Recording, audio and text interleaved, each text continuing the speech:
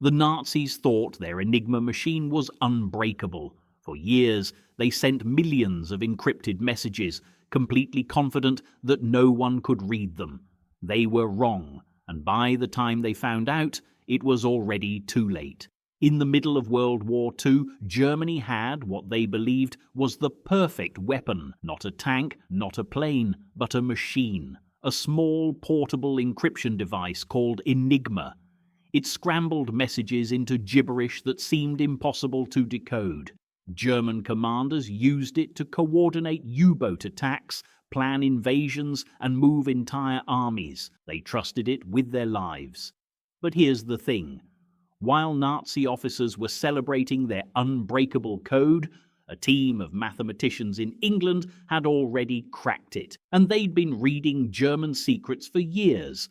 This is the story of one of the greatest intelligence victories in history, and how keeping that secret helped win the war. Let's go back to 1939. Europe was on the edge of total war. Hitler's forces were expanding across the continent, and communication was everything. Armies needed to talk to each other. Generals needed orders. U-boats prowling the Atlantic needed targets. But there was a problem. Radio signals could be intercepted. If you sent a message in plain language, your enemy could just listen in and know exactly what you were planning. So the Germans came up with a solution, the Enigma machine. Now, Enigma wasn't new. It was actually invented in the 1920s by a German engineer named Arthur Scherbius. Originally, it was designed for businesses to protect their communications, banks, corporations, that kind of thing. But the German military saw its potential and adopted it in the 1930s. By the time World War II started, every branch of the German armed forces was using it. Here's how it worked. Picture a typewriter, but more complicated. It had a keyboard on the front, and above that, a panel of lights with letters on them. Inside the machine were 3 or more rotors, basically wheels with electrical wiring. When you pressed a key, electrical current would pass through the rotors, bounce off a reflector, and come back through a different path. The result? The letter you typed would light up as a completely different letter. But here's the genius part. After every single key press, the rotors would rotate. So if you pressed the letter A 5 times in a row, you'd get 5 totally different letters. Maybe it would come out as Q, then M, then Z, then F, then L. Completely random. And because the rotors could be set in millions of different starting positions, the number of possible combinations was astronomical. We're talking about 158 quintillion possible settings. That's 158 followed by 18 zeros. To the Germans, this was perfect. Even if the British intercepted a message, it would just look like a random string of letters. Total nonsense. And without knowing the exact rotor settings, plug board connections, and daily key, there was no way anyone could decode it. Or so they thought. The German High Command was so confident in Enigma that they used it for everything. Tactical battlefield orders, supply chain logistics, U-boat Wolfpack coordinates. They even used it to communicate directly with Hitler. In their minds, Enigma made them invincible. But they made one critical mistake. They underestimated human intelligence, literally. Let's jump across the English Channel to a place called Bletchley Park. It's about 50 miles northwest of London, and before the war, it was just a Victorian mansion surrounded by farmland. Nothing special, but in 1939, the British government turned it into the headquarters of their code-breaking operation. It was called the Government Code and Cipher School, but everyone just knew it as Bletchley Park. The people who worked there weren't soldiers. They were mathematicians, linguists, chess champions, crossword puzzle experts. The British government had quietly recruited some of the smartest minds in the country and brought them to this secret facility. Their mission, break Enigma. And leading the charge was a man named Alan Turing. Now, if you've heard of Turing, it's probably because of the 2014 movie The Imitation Game, where Benedict Cumberbatch plays him. Great movie, but like most Hollywood films, it took some liberties with the facts. The real Alan Turing was a brilliant mathematician from Cambridge University. Awkward, socially uncomfortable, but an absolute genius when it came to logic and computation. He was only 27 years old when he arrived at Bletchley Park, but he was about to change the course of history. Turing wasn't starting from scratch, though. Before the war even began, Polish mathematicians had already made progress on Enigma. In the 1930s, a team led by Marian Rejewski had actually built a replica of the Enigma machine and figured out some of its inner workings. When Germany invaded Poland in 1939, the Poles shared everything they knew with the British and French. It was a head start, but it wasn't enough, because here's the problem. Even if you understood how the machine worked, you still had to figure out the daily settings. Every single day, the Germans would change the rotor positions, the ring settings, and the plugboard connections. If you didn't know those exact settings, the message was still gibberish. And with quintillions of possible combinations, trying them all by hand would take longer than the universe has existed. So Turing did what any genius would do. He built a machine to do it for him. He called it the Bombay. No, not a bomb, bomb. It was named after the Polish bomber, an earlier code-breaking device. Turing's version was a massive electromechanical computer about the size of a wardrobe, covered in rotating drums and wires. It looked like something out of a science fiction movie, but it worked. The Bombay could test thousands of Enigma settings in a matter of hours, something that would take humans years to do manually. But even with the Bombay, breaking Enigma wasn't easy. The machine needed a starting point, a clue, and that's where the codebreakers at Bletchley Park got creative. They started looking for patterns, weaknesses, mistakes. One of the biggest breakthroughs came from something the codebreakers called cribs. A crib was a piece of plain text that they suspected appeared in an encrypted message. For example, German weather reports almost always started with the word Wetter, which means weather in German.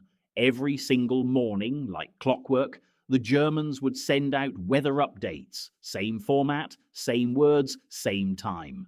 The British codebreakers would intercept these messages, and because they knew the Germans were predictable, they could guess what part of the encrypted text said Wetter. That guess gave the Bombay a starting point. It could test rotor settings that would turn the encrypted letters into Wetter, and if it found a match, boom, they had that day's settings. Another massive help came from captured Enigma machines. Early in the war, British forces managed to seize machines from sinking U-boats and captured German soldiers. They didn't just grab the machines, they also took the codebooks, the daily key sheets, everything. It was like stealing the answer key to a test. But even with all these advantages, breaking Enigma was a daily battle. Every morning, the Germans changed their settings. Every morning, Bletchley Park had to start over. It was exhausting, high-pressure work, and the stakes couldn't have been higher, because while the codebreakers were working in secret, the war was raging. Let's talk about what was happening while all this was going on. Because breaking Enigma wasn't just an intellectual exercise, people were dying, a lot of people. In the early years of the war, German U-boats were absolutely destroying Allied shipping in the Atlantic. These submarines would hunt in groups called wolf packs, coordinating their attacks using Enigma encrypted messages. They'd lie in wait along convoy routes, then strike without warning. Ships carrying food, fuel, weapons, everything Britain needed to survive were being sunk faster than they could be replaced. It was called the Battle of the Atlantic, and Britain was losing. In 1941 alone, the Germans sank over 1,200 Allied ships. Thousands of sailors drowned in the freezing ocean. Britain was on the verge of starvation. If the U-boats weren't stopped, the war would be over. Germany would win by default. simply by cutting off Britain's supply lines. But then slowly, things started to change. By mid-1941, Bletchley Park was regularly breaking Enigma messages, not every single one, but enough. Enough to know where the U-boat wolf packs were gathering, enough to reroute convoys away from danger, enough to send destroyers and aircraft to hunt the submarines down. And the Germans had no idea. Admiral Karl Dönitz, the commander of the German U-boat fleet, started noticing something strange. His submarines were being caught more often. Convoys were avoiding his traps. He began to suspect that maybe somehow the British were reading his orders, but his intelligence officers reassured him. Enigma was unbreakable, mathematically impossible to crack. The British must have been getting their information from spies, or radar, or just dumb luck. Dönitz believed them. He kept using Enigma, and the Allies kept reading his messages.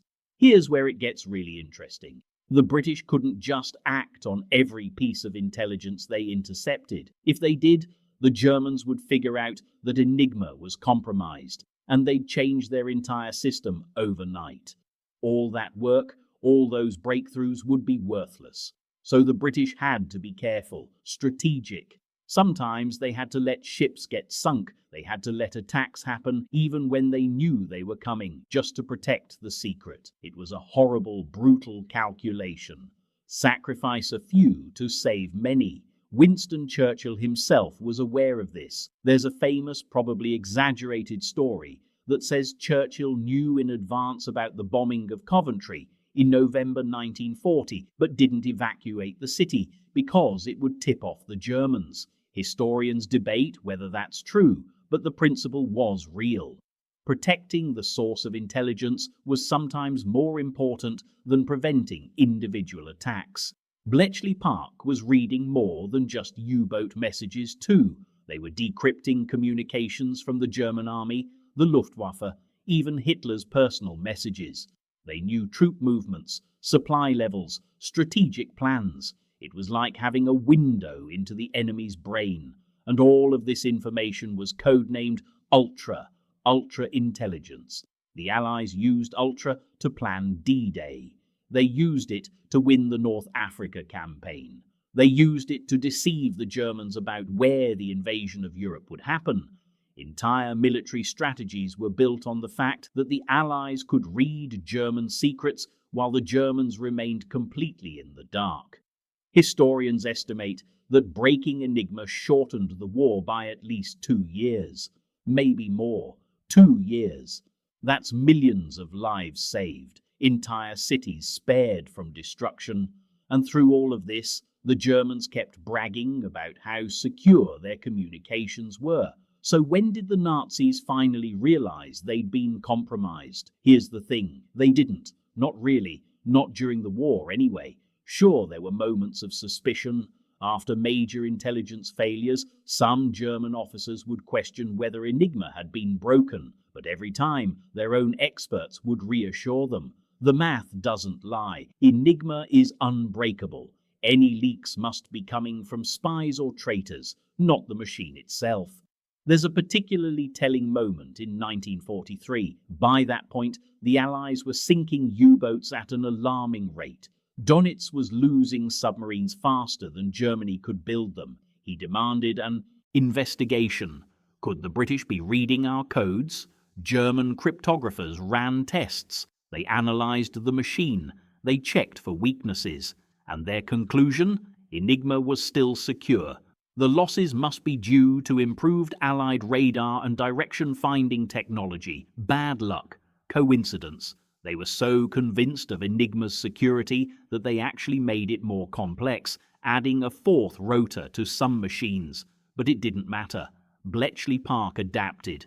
Alan Turing and his team upgraded the bomb, and within months they were breaking the 4-rotor Enigma too. The Germans never truly accepted that their prized machine had been defeated.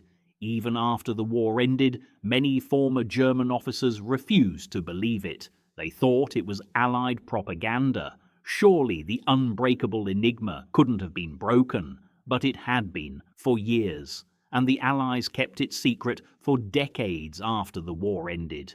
The work done at Bletchley Park was classified until the 1970s.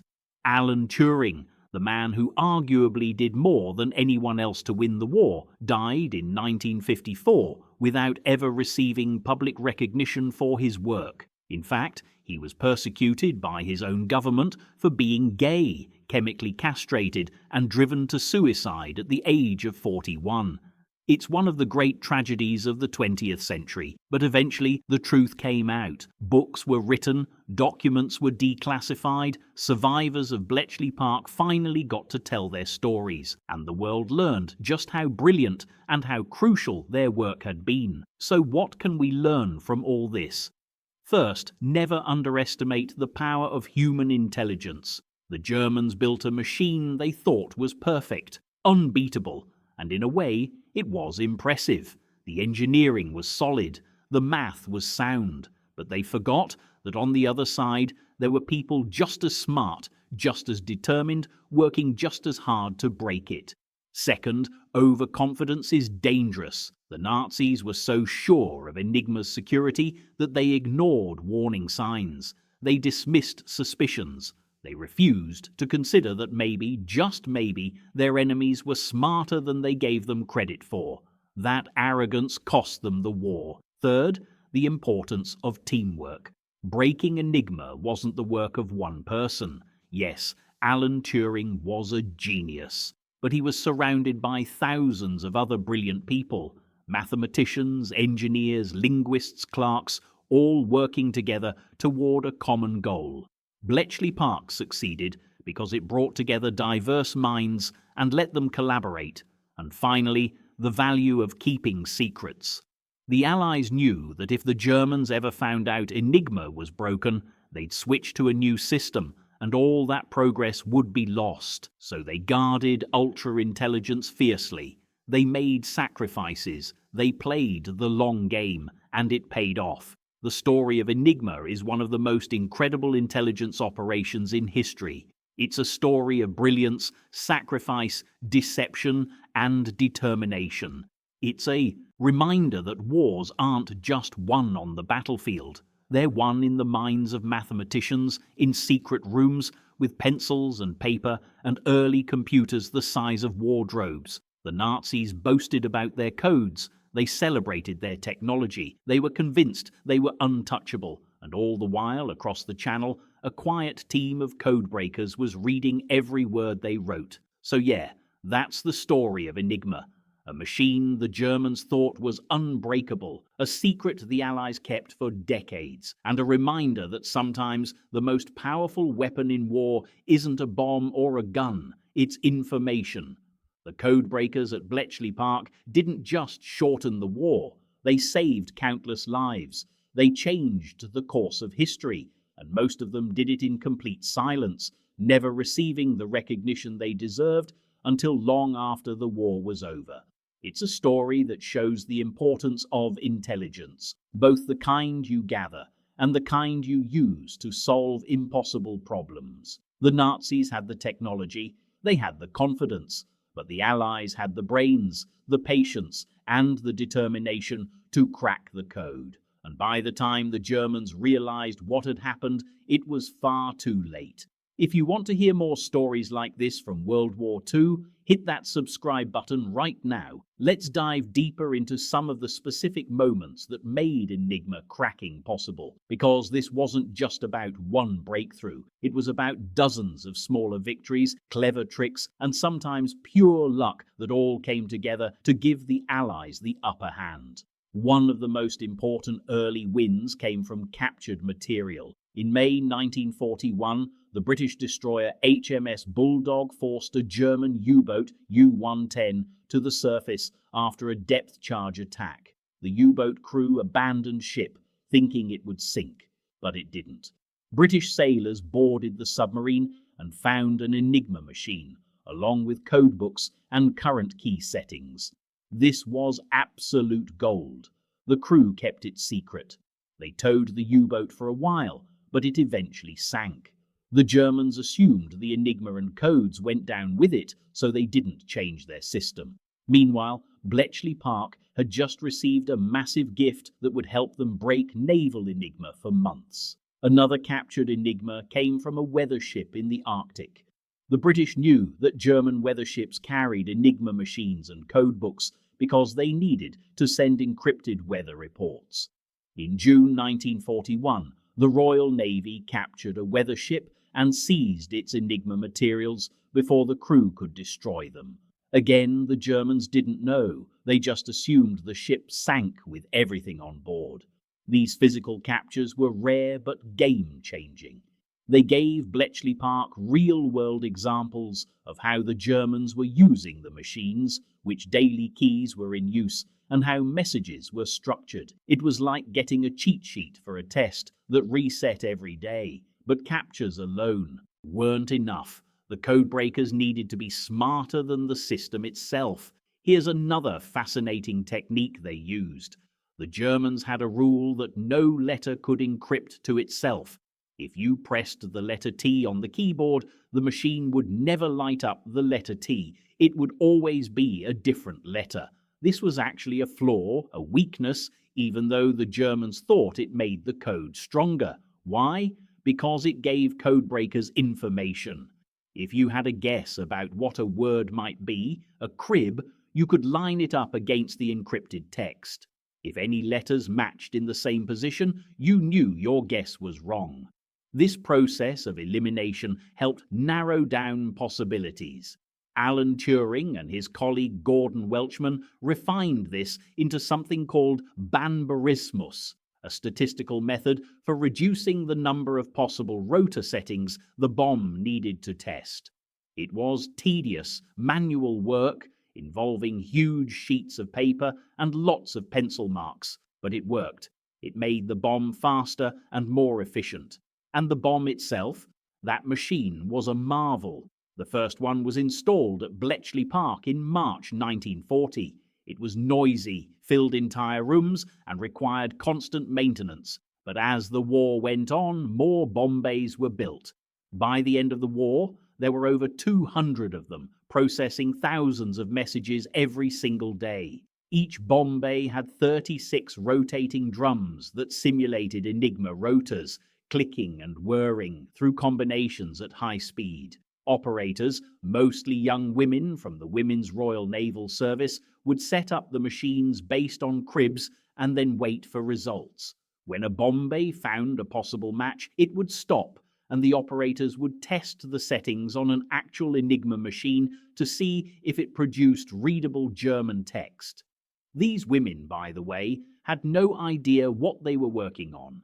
They were told it was important for the war effort, but most didn't know they were breaking codes. They just followed instructions, plugged in cables, changed settings, and wrote down results. Security at Bletchley Park was so tight that people working in one hut often had no idea what people in the next hut were doing. You did your job, kept your mouth shut, and went home. Loose lips sink ships, as the saying went, and at Bletchley Park, loose lips could lose the war. Now let's talk about some of the specific intelligence victories that came from breaking Enigma. One of the most important was the Battle of the Atlantic, which we touched on earlier. In 1942, the Allies were losing the battle badly. U-boats were sinking so many ships that Britain was running out of food and fuel. There were genuine fears that the country might have to surrender. But as Bletchley Park got better at breaking naval Enigma, the tide started to turn. By 1943, the Allies were reading U-boat traffic almost in real time. They knew where the wolf packs were forming, they knew which convoy routes were being targeted, and they could route ships around the danger zones or send destroyers and aircraft to attack the submarines before they could strike. The U-boats went from being the hunters to being the hunted. In May 1943 alone, the Germans lost 41 U-boats. 41 in 1 month. Dönitz called his submarines back, declaring that the Battle of the Atlantic had become too dangerous to continue offensive operations at the same intensity. It was a turning point, and it was largely because the Allies were reading his mail. Another huge win came in North Africa. In 1942, British forces under General Bernard Montgomery were preparing to face German Field Marshal Erwin Rommel, the Desert Fox, at a place called El Alamein in Egypt. Rommel was a brilliant tactician, and his Afrika Korps had been winning battle after battle, but Montgomery had an advantage Rommel didn't know about. Thanks to Enigma decrypts, Montgomery knew exactly where Rommel's supply lines were, how much fuel and ammunition he had, and even where his forces were positioned. Montgomery used this information to plan a devastating attack. The Battle of El Alamein in October and November 1942 was a turning point in the North Africa campaign. Rommel's forces were defeated and the Germans were pushed back. It was one of the first major Allied victories of the war, and ultra-intelligence played a big role in making it happen. Then there's D-Day. The invasion of Normandy on June 6, 1944, was the largest amphibious assault in history. The Allies needed to keep the Germans guessing about where and when they would strike. They launched an elaborate deception campaign called Operation Fortitude, which used fake radio traffic, dummy armies and double agents to convince the Germans that the invasion would happen at Pas-de-Calais, not Normandy. And how did the Allies know it was working? Because they were reading the German Enigma messages. They could see that Hitler and his generals believed the deception. Even after D-Day started, the Germans kept large numbers of troops at Pas-de-Calais, waiting for the real invasion that never came. This meant fewer German soldiers defending Normandy, which gave the Allies a better chance of success. Thousands of lives were saved because the enemy was looking the wrong way. Enigma intelligence also helped track down German supply ships, locate U-boat bases, identify troop movements in Russia, and even intercept communications between Hitler and his field commanders. The amount of information flowing through Bletchley Park was staggering. At the peak, they were decrypting over 3,000 messages a day. But let's not forget the human cost of keeping this secret. There's a famous, heartbreaking account from a Bletchley Park codebreaker who intercepted a message from a German U-boat reporting that they had sunk a British merchant ship. The codebreaker knew that ship. He knew people on board. And he couldn't tell anyone. He couldn't warn them. He couldn't do anything except decode the message and pass it along to the intelligence officers. The secret had to be protected no matter what. This happened more than once. People at Bletchley Park would decrypt messages about planned attacks, and they'd know that Allied soldiers or civilians were about to die, but they couldn't do anything that would reveal the source of their information. The psychological toll on the codebreakers was immense. Many of them carried that weight for the rest of their lives, and after the war ended, they still couldn't talk about it. The British government kept Enigma decryption classified for decades.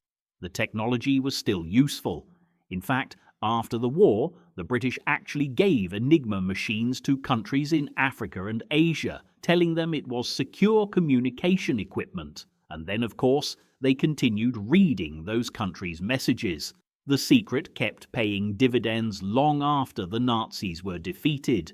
Alan Turing's story is particularly tragic. After the war, he continued working on computing and artificial intelligence. He's considered one of the fathers of modern computer science. The Turing test, a measure of a machine's ability to exhibit intelligent behavior, is named after him. But in 1952, he was prosecuted for being gay, which was illegal in Britain at the time. He was given a choice, prison or chemical castration. He chose the latter. 2 years later, in 1954, he died from cyanide poisoning. The official ruling was suicide, though some have speculated it could have been an accident. He was only 41 years old. For decades, Turing's contributions to the war effort were unknown to the public. It wasn't until the 1970s, when Enigma decryption was finally declassified, that people began to understand the magnitude of what he'd accomplished. In 2009, British Prime Minister Gordon Brown issued a public apology for the way Turing had been treated. In 2013, Queen Elizabeth II granted him a posthumous royal pardon, and in 2019, Turing was chosen to appear on the new $50 note, a recognition that came far too late. But Turing wasn't the only hero of Bletchley Park. There were thousands of others. Women like Joan Clarke, a brilliant mathematician who worked closely with Turing and made major contributions to breaking Enigma. Or Mavis Lever, who helped crack the Italian naval Enigma and played a role in the victory at the Battle of Cape Matapan. Or Dilly Knox, a veteran codebreaker from World War I, who mentored many of the younger staff. These people were geniuses in their own right, but they worked in silence, their contributions hidden from the world. It's estimated that around 9,000 people worked at Bletchley Park during the war. Most of them were young, many were women. They came from all walks of life. Some were recruited from universities, others from crossword puzzle competitions held in newspapers. The British government was looking for people who could think creatively, spot patterns, and work under pressure. And they found them. These people worked in cold, cramped huts. They worked long hours, often through the night. They dealt with the stress of knowing that lives depended on their work, but they could never tell anyone what they were doing. Not their families, not their friends. They just showed up every day and did their jobs, quietly changing the course of history. Let's zoom out and think about what Enigma really meant for the war. Some historians argue that without Bletchley Park, the Allies might not have won. That's how important it was. Britain was on the brink of collapse in 1940 and 1941. If the U-boats had continued sinking ships at the rate they were, Britain would have run out of supplies. No food, no fuel, no weapons. They would have been forced to negotiate a peace with Germany, which likely would have meant surrendering. If Britain fell, the United States wouldn't have had a base to launch an invasion of Europe. The Soviets would have been fighting Germany alone, and while they were tough, it's unclear if they could have held out indefinitely without Western support. The entire trajectory of the war could have been different. Breaking Enigma didn't just give the Allies a military advantage. It gave them hope. It gave them the ability to make smart decisions, to avoid disasters, to save lives. Every convoy that avoided a U-boat attack, every battle won with foreknowledge of enemy plans, every soldier who didn't have to die because the intelligence was better, all of that traces back to the work done at Bletchley Park. And the technology developed there laid the groundwork for the modern computer age. The bomb was one of the first electromechanical computers. After the war, Turing and others used what they'd learned to develop early digital computers. The Colossus, another machine built at Bletchley Park to crack a different German code called Lorenz, was one of the world's first programmable digital computers. The work done in those secret huts directly influenced the technology we use today. Think about that. The smartphone in your pocket, the laptop you're working on, the internet you're browsing, all of it has roots that trace back to the codebreakers of World War II. They were pioneers, even if they didn't realize it at the time. So where does that leave us? The story of Enigma is a reminder that intelligence and information can be just as powerful as bombs and bullets. The Nazis had the technology, they had the confidence, they had the industrial might, but they didn't have the knowledge that their secrets were being read. And that blind spot cost them everything. The codebreakers at Bletchley Park didn't just crack a code. They outwitted an entire military machine. They did it with math, logic, creativity, and sheer determination. They did it in silence, without recognition, without glory, and they changed the world. It's also a story about the dangers of overconfidence. The Germans were so sure that Enigma was unbreakable that they ignored evidence to the contrary. They dismissed suspicions. They trusted the machine more than they trusted their own instincts. and that arrogance was their downfall. But most of all, it's a story about the power of human intelligence, not just in the sense of gathering information, but in the sense of using your brain to solve impossible problems. Alan Turing, Joan Clarke, and the thousands of others at Bletchley Park proved that with enough ingenuity, even the most complex puzzle can be solved.